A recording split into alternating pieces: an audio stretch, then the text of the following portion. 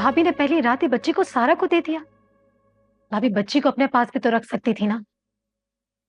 आयशा भाभी जान के पास ही थी।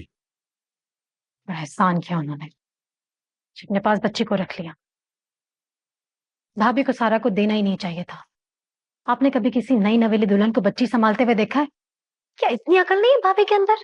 भाभी जान मना कर रही थी जुहेब को। जुहेब खुद आयशा को लेकर गया था। समीना, सारी बातें पहले से क्लियर थी। सब जानते थे कि जुहेब सारा से सिर्फ और सिर्फ अपनी बेटी की वजह से शादी कर रहा है। सारा से कोई बात भी छुपी हुई नहीं थी। और हम दोनों ने कई बार सारा को यह बात समझाने की कोशिश की थी, मगर जुहेब से शादी तो सारा की जैसे जिद थी। अब ये जिद पूरी हो गई है तो फिर किस बात का शोर मचा रहे हो तुम मां बेटी? बहुत खूब कहा आपने। मैं मानती हूं आप ठीक कह रहे हैं, पर शौकत, नई नवेली दुल्हन के अरमान होते हैं,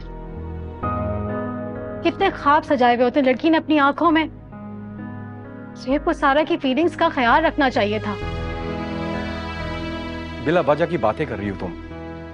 अब ये बातें करने का कोई फायदा नहीं। और वैसे भी शादी के बाद हर औरत की जिंदगी की नई शुरुआत होती है। भाई मुश्किलात आती रहती हैं। तुम सारा को समझाओ,